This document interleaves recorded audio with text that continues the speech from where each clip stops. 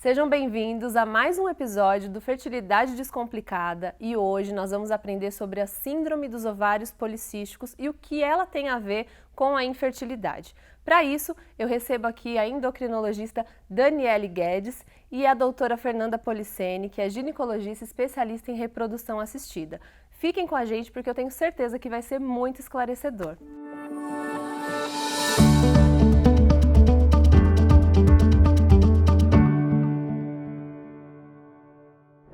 Ela é a doença endócrina mais comum durante a vida reprodutiva da mulher, afetando de 8 a 13% das mulheres. Sim, estou falando da síndrome dos ovários policísticos. E além de interferir na saúde como um geral, ela também pode atrapalhar a fertilidade. E hoje nós vamos entender o porquê que isso acontece e o que pode ser feito para mudar esse quadro. E para isso, tenho o prazer de receber a doutora Daniele Guedes, endocrinologista. Doutora, seja muito bem-vinda. Doutora Fernanda, seja muito bem-vinda também. Doutora Daniele, quero começar perguntando: o que é a síndrome dos ovários policísticos? Qual é a causa dela? Então, Aline, é um prazer estar aqui conversando sobre um assunto de tamanha importância, para as mulheres na idade reprodutiva. A síndrome dos ovários policísticos é uma endocrinopatia, como você disse, muito frequente, a mais frequente nessa faixa etária das mulheres, e ela se apresenta com as seguintes manifestações clínicas. Nós poderemos ter as disfunções menstruais, que vão desde a total ausência da menstruação, que nós chamamos de amenorreia, até quadros de oligomenorreia, que é um número reduzido de menstruações ao longo do ano, no mínimo 9 aí ao longo de 12 meses, ou quadros de sangramento uterino anormal, que configuram aí o quadro da anovulação crônica. Esse é um dos pilares da síndrome dos ovários policísticos. O segundo pilar é o hiperandrogenismo, que pode ser clínico, manifesto através do hirsutismo, que são pelos terminais, que são pelos mais espessos, mais pigmentados em áreas não habituais à mulher, que nós chamamos de áreas androgênio dependentes, nas regiões mentonianas do mento, na região de buço, na região intermamária, face lateral de coxa. Existe uma escala para avaliar essa quantidade dos pelos nessas áreas andrógeno dependentes e também a manifestação de acne, alopécia do tipo androgenética, são as manifestações clínicas associadas ou não a níveis elevados de testosterona no sangue. O terceiro pilar seria a presença dos micropolicistos a ultrassom, que tem que ser cistos pequenos e múltiplos. Em geral, o volume ovariano é maior que 10 centímetros cúbicos. Pelos critérios atualmente utilizados, que são chamados critérios de Roterdã, a presença de 2 desses 3 critérios são considerados suficientes para o diagnóstico da síndrome dos ovários policísticos. Se a mulher apresentar alterações menstruais associadas ao hiperandrogenismo, ela já teria 2 critérios. Quando ela apresenta um dos critérios relatados, a disfunção menstrual ou o hiperandrogenismo, é necessária a realização de um ultrassom pélvico transvaginal para fechar o diagnóstico, que são necessários 2 dos 3 critérios avaliados. Os exames são complementares, Sabe-se que essas mulheres, elas têm maior risco de terem resistência à insulina, que é uma alteração na fisiopatologia da doença e que se manifesta muitas vezes com alterações na homeostase da glicose, como pré-diabetes, diabetes, alterações que manifestam-se através de dislipidemia, que é a alteração do colesterol. Além disso, essa mulher tem maior risco de ter sobrepeso ou obesidade. Então, esse conjunto de alterações metabólicas frequentemente se associam à síndrome dos ovários policísticos. Perfeito. Acende ali uma luzinha de alerta, para que essa investigação prossiga. Seja realizada, muito justamente. Bom. Agora, doutora Daniele, eu vejo que tem muita confusão entre ovário policístico e a síndrome dos ovários policísticos. Explica pra gente, por favor, qual que é a diferença entre uma coisa e outra? Então, a manifestação dos ovários policísticos é a visão ultrassonográfica, Então, muitas mulheres que não apresentam a síndrome podem ter folículos e esses folículos fazerem parte da vida reprodutiva dessa mulher e na fase do ciclo que ele foi avaliado. Entretanto, a síndrome como doença, ela tem que ser expressa através dessas manifestações, da associação das manifestações clínicas com as imagens ultrassonográficas que precisam, né, visualizar o volume ovariano. Como eu disse, em geral, nessas mulheres ele vai ter mais do que 10 centímetros cúbicos, o número de cistos e o tamanho desses cistos também serão avaliados nesse contexto. Agora, você falou, né, de diabetes, de resistência à insulina. Explica um pouquinho melhor pra gente, né, por que isso acontece, né? Por que uma coisa acaba levando a outra e aí desequilibra todo o sistema, né? Sim. A fisiopatologia da síndrome dos ovários policísticos, ela tem dois mecanismos centrais. Um deles é um desarranjo na secreção dos hormônios hipofisários. Então, a gente tem uma hiperfunção do LH em detrimento da produção do FSH. Ambos são os hormônios hipofisários, as gonadotrofinas produzidas pela hipófise anterior e que estimulam os ovários.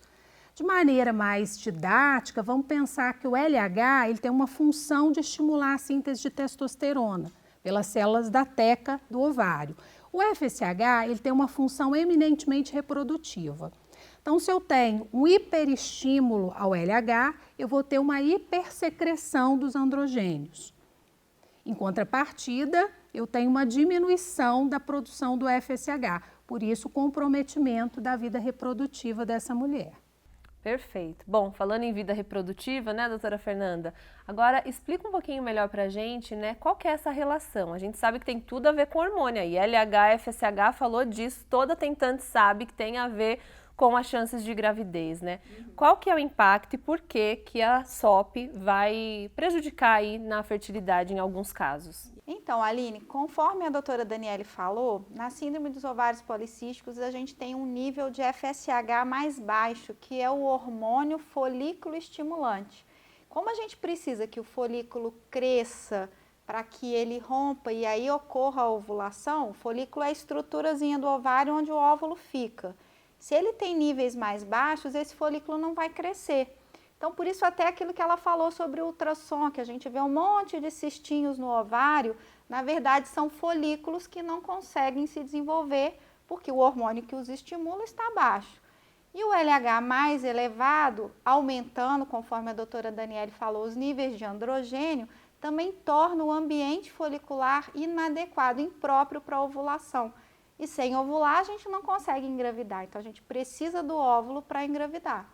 Tá, e aí o ponto básico para reverter essa situação é mudar o estilo de vida? O estilo de vida é super importante, eu acho que a gente pode falar um pouquinho sobre isso. É a regra básica para quem tem a síndrome dos ovários policísticos. Então, às vezes, só a mudança da alimentação, a perda de peso, a realização de atividade física pode melhorar o perfil metabólico da paciente e aí ela retorna o processo ovulatório naturalmente, sem que a gente precise até usar uma medicação. E a doutora Daniele pode complementar sobre isso. Então, é importantíssimo realmente essas questões relacionadas a um estilo de vida saudável, né? Que é a alimentação pobre em gorduras, rica em fibras, rica em vegetais, frutas, alimentos como as gorduras poliinsaturadas, uso do azeite, das castanhas, aliado a isso, uma vida ativa, né, com exercício físico. Hoje, as diretrizes que preconizam o plano de atividade física recomendam pelo menos 150 minutos de atividade física por semana. Ademais, qualidade de sono e outros fatores que vão melhorar a saúde como um todo. Aliás, a gente vai ter um episódio inteirinho só sobre estilo de vida. Fiquem ligados porque a gente vai falar sobre alimentação, sobre sono, sobre a importância de ter um estilo de vida que inclua atividade física, gerenciamento do estresse, tudo aquilo que a gente já sabe, mas que no fim das contas a gente deixa passar e tem a ver com a saúde e com a fertilidade. Bem, doutora Fernanda, e aí então mudei meu estilo de vida, começo a ser mais saudável, mais equilibrada, que eu acho que essa é a palavra, né? Porque o objetivo não é perder peso. Às vezes as pessoas que têm a síndrome acham que o problema é o peso, né? E fazem uma dieta radical, então acho que isso não é o caminho.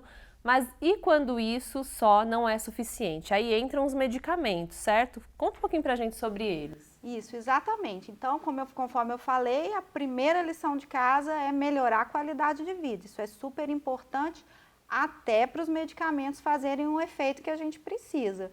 Então, a gente vai usar medicamentos que induzem, estimulam o crescimento folicular para que ocorra a ovulação. Isso sempre, Aline, é importante a gente frisar que isso precisa ser feito após uma avaliação completa do casal.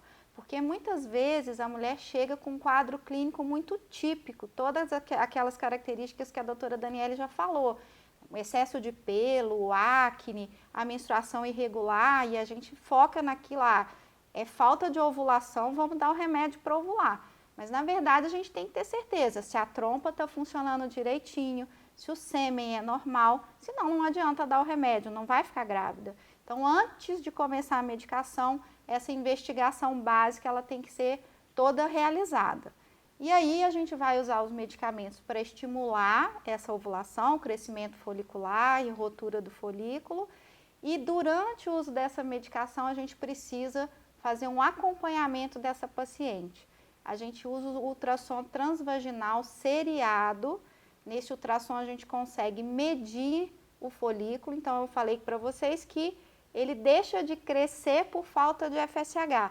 Então, se eu estou estimulando, eu vou acompanhar no ultrassom seriado o crescimento dele, até que eu possa orientar a paciente o período que ela vai ovular para que ela tenha relação sexual. Então, é o que a gente chama de coito programado.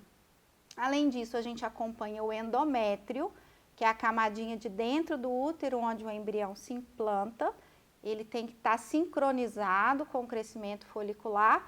Então, a gente precisa acompanhar para saber se está fazendo efeito remédio, para saber que dia ela vai ovular para eu orientar a relação sexual, para saber se aquele é o remédio adequado, se eu preciso associar outra medicação. Então, o controle, o acompanhamento é fundamental. Tá. E essa resposta, ela é esperada a partir de quanto tempo, né? Ou seja, no primeiro mês fazendo isso já pode dar certo? Tem uma média de tempo? Qual que é esse olhar para isso? A intenção é que no primeiro ciclo a gente já tenha uma resposta à medicação, mas ela pode não acontecer. E se ela não acontecer, a paciente não responder à medicação, a gente tem alguns recursos, algumas estratégias. Podemos associar medicamentos, por exemplo, a metformina, que melhora a resistência periférica à insulina. Sim. Não é, Dani? A metformina vai melhorar a sensibilidade insulínica, principalmente a nível de fígado, mas também em outros órgãos insulinos sensíveis, melhorando então a ação da insulina no receptor e, por consequência, diminuindo a hiperinsulinemia, que é o fator estimulador da produção de androgênios, um dos fatores além do LH. Ou seja, como assim, se a grosso modo ficasse mais receptiva ali para vir, eu tô aceitando melhor o que está chegando aqui para mim. Mais ou menos é isso que acontece lá dentro do nosso organismo. Exatamente. Equilíbrio. Equilíbrio, essa é a palavra. E, bom, então a gente pode associar medicações, substituir o indutor por outro. A gente sempre começa com o indutor que é por via oral, porque ele é mais acessível, mais fácil de utilizar, mas a gente até tem recursos de indutores injetáveis, que são as gonadotrofinas, o próprio FSH e em forma de injeção. E esses exigem até mais acompanhamento, mais controle. Uma outra coisa que eu esqueci de falar é que a gente precisa ficar de olho no risco de gravidez múltipla. Então, quando forma muito folículo naquela estimulação, a gente tem que segurar, pôr o pé no freio. Não vai, então, tentar a gravidez naquele mês, porque a gente sabe das complicações da gravidez múltipla. Então, o excesso de resposta também é um problema.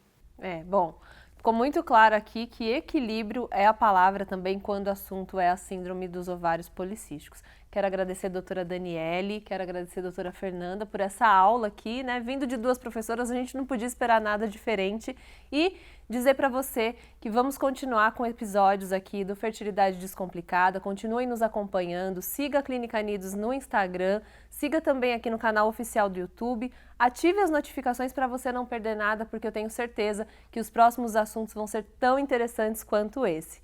Muito obrigada, meninas!